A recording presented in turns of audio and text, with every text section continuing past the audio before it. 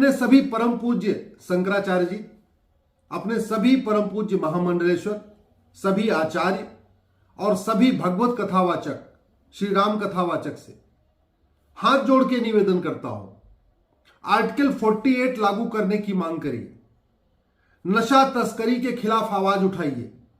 हमारी युवा पीढ़ी बर्बाद हो रही है नशे में। स्कूल में, कॉलेज में, यूनिवर्सिटी में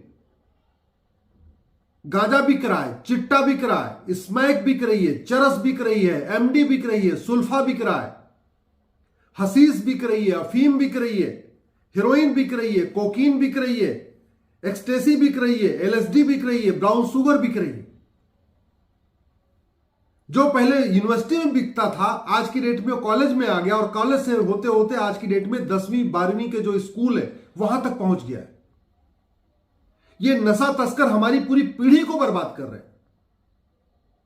हमारा कानून महाघटिया है, भ्रष्टाचार है, पुलिस से मिली भगत है, पकड़े जाने के बाद सजा नहीं मिलती, 20 से 30 साल 40 साल मुकदमा चलता है, इसीलिए नशा तस्करी रुक नहीं रही।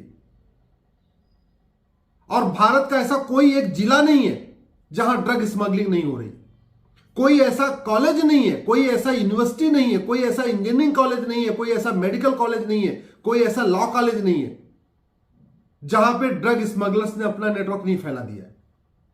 ये बर्बाद कर देंगे हमारी पीढ़ी को। जैसे अफगानिस्तान बर्बाद हो गया, पाकिस्तान बर्बाद हो गया, दुनिया के और कई सारे देश बर्बाद हो गए हैं, ऐसे ही ये हमारा भारत भी बर्बाद हो जाएगा। अरे जब हमारी यंग जनरेशन बर्बाद हो जाएगी, जब वो नशे की गिरफ्त में आ जाएगी, तो कहां से गायत्री मंत्र का पाठ करेगी? कोई बच्चा जब ड्रग के नेटवर्क में आ जाएगा, वो कहां से जय श्री राम बोलेगा, कहां से हनुमान चालीसा पढ़ेगा, कहां से वो महामृत्युंजय का जप करेगा?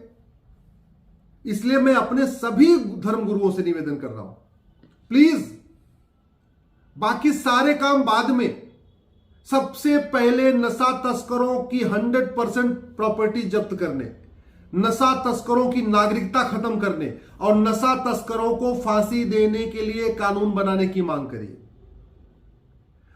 केवल नैतिकता की बात करने से ड्रग स्मगलिंग नहीं बंद होगी। केवल रामायण का ज्ञान देने से, भगवत कथा करने से नशा तस्करी नहीं रुकेगी।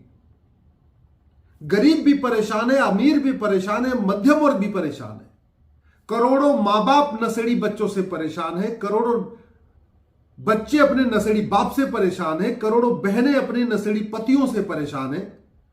पूरी यंग जनरेशन बर्बाद होती चली जा रही है। इंजीनियरिंग करने वाले छात्र नशे की गिरफ्त में आ रहे हैं, मेडिकल करने वाले छात्र नशे की गिरफ्त में आ रहे हैं, लॉ करने वाले छात्र नशे की गिरफ्त में आ रहे हैं, BA BSc BCom MCom PhD वाले तो आ ही रहे हैं। जब पूरे देश में नशा फैल जाएगा तो कहां से राम राज्य आएगा? हम काशी को मुक्त करा के, मथुरा को मुक्त करा के, ज्ञानवापी को मुक्त करा के या बाकी और चीज करके हमें क्या मिलेगा? क्या जब हमारी यंग जनरेशन ही बर्बाद हो जाएगी। इसलिए मैं अपने सभी सांसदों से निवेदन करता हूं, प्लीज संसद में आवाज उठाइए, नशा तस्करों की 100% प्रॉपर्टी जब्त करने, नशा तस्करों की नागरिकता खत्म करने और नशा तस्करों को फांसी देने के लिए कानून बनाने की मांग करिए। मैं माननीय गृह मंत्री से निवेदन करता हूं, माननीय प्रधानमंत्री से निवेदन करता हूं, आने वाले सत्र में नशा तस्करी के खिलाफ ऐसा कानून बनाइए कि पूरी दुनिया को सबक मिले, पूरी दुनिया देखे और पूरी दुनिया अपनाए कि भारत ने क्या कठोर कानून बनाया। 6 महीने पहले सिंगापुर में मात्र 900 ग्राम गांजा मिला था, मात्र 900 ग्राम, और सिंगापुर ने फांसी दे दिया। अब दोबारा कोई सिंगापुर में गांजा लेके घूमने की कोशिश नहीं करेगा। और हमारे देश में अभी कुछ दिन पहले नोएडा में एमिटी यूनिवर्सिटी के 4 बच्चे पकड़े गए हैं। सोचिए जरा, ये ड्रग स्मगलर्स ने किस तरीके से यूनिवर्सिटी कॉलेज के बच्चों को अपनी गिरफ्त में ले लिया है कि उन्हीं के माध्यम से बाकायदा स्कूल और कॉलेज में नशा बिकवा रहे। इसके पहले भी मुंबई में नशे की तस्करी पकड़ी गई, स्कूल में, कॉलेज में, चेन्नई में पकड़ी गई, दिल्ली में पकड़ी जा रही है, नोएडा में पकड़ी जा रही है। क्यों? क्योंकि खौफ नहीं है, कानून का खौफ नहीं है। कहते नहीं सठे साठम समाचरित, कानून का खौफ होता है ना तो आदमी अपराध करने से डरता है। जैसे जितना अपराध भारत में इतना दुबई में नहीं है, क्यों?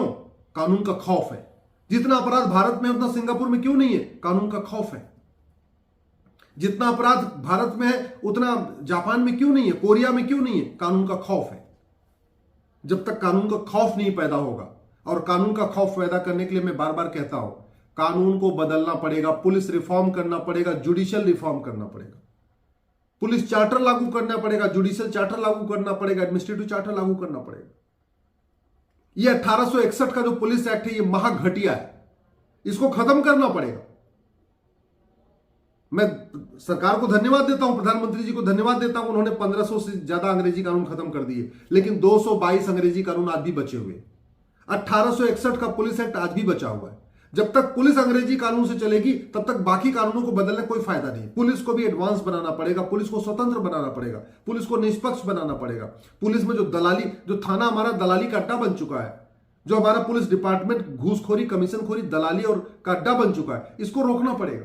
तरीका वही है, सबसे पहले भारत में 1 नेशन 1 टैक्स लागू किया जाए, ये 100 रुपए से बड़ी नोट बंद कर दिया जाए, 5000 रुपए से महंगे सामान का कैश लेन देन बंद कर दिया जाए, 50,000 रुपए से महंगी प्रॉपर्टी को आधार से लिंक कर दिया जाए, और जिसके पास बेनामी संपत्ति मिले, असली संपत्ति मिले, उसको 100% जब्त करके आजीवन कारावास, फांसी देने का कानून बनाया जाए। ये जो ड्रग स्मगलर है, ये रातों रात अरबपति बन जाते हैं। कैसे बन जाते हैं? क्योंकि पूरा बेनामी लेन देन चलता है, पूरा कैश में उनका कारोबार चलता है, पूरे नशे का कारोबार कैश में चलता है। याद रखिए, अगर कैश बंद कर दिया जाए, नशा तस्करी रुक जाएगी। कैश भारत में नशा तस्करी केवल इसलिए हो रही है क्योंकि यहां कानून घटिया है, पुलिस व्यवस्था सड़ी हुई है, भ्रष्टाचार के कारण ठीक से जांच नहीं होती, और जांच भी होती है तो 10 साल मुकदमा डिस्ट्रिक्ट कोर्ट में चलता है, 10 साल हाई कोर्ट में चलता है, 10 साल सुप्रीम कोर्ट में चलता है। इस बीच आधे गवाह खत्म हो जाते हैं, आधे गवाह मुकर जाते हैं, पुलिस अधिकारियों का ट्रांसफर हो जाता है। हमारे पास नार्को पॉलीग्राफ ब्रेन मैपिंग कानून नहीं है,